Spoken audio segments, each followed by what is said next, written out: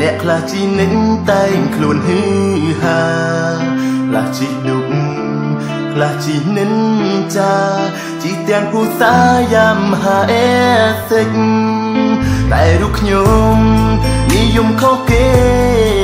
មិនមាននោះទេត្រឹមមើលគេជីង CBO ម៉ូតូទាំងនេះត្រឹមមើលគេជីងនៅតាមដងផ្លូវស្ទៀវជីម៉ូតូធំតែមានគូសងសាឡើងក៏ពេចពេលណាឃើញសងសាគេ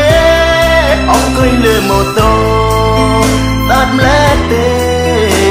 ចង់ញ៉ែតែខ្លាចគេໄວ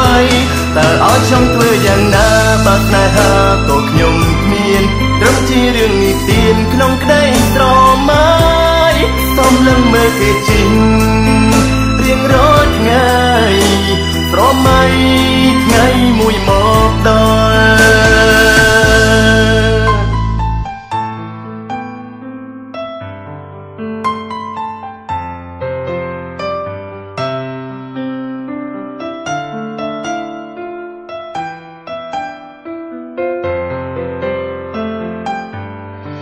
ទីមីយម GMS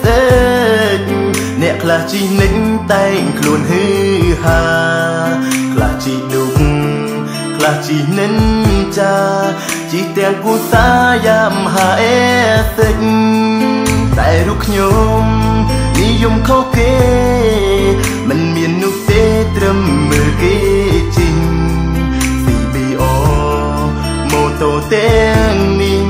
ត្រឹមមើលគេជីងនៅតាមដងផ្លូវ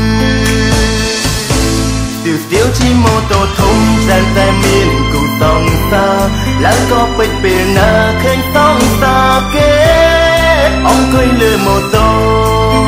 ស្អាតម្លែកទេចង់ញ៉ែតែខ្លាចគេໄວ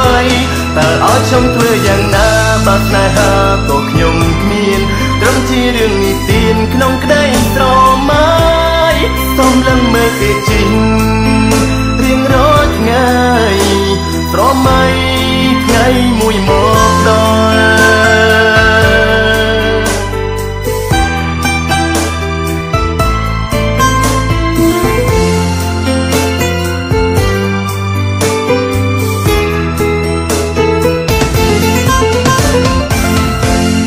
ស្ទៀវជីម៉ូតូធំ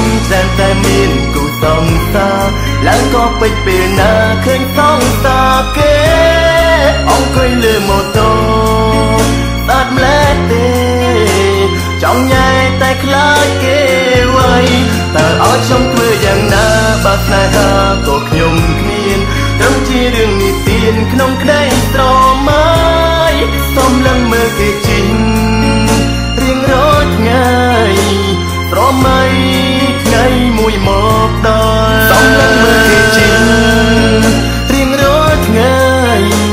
ស្រមៃថ្ងៃមួយមកដល់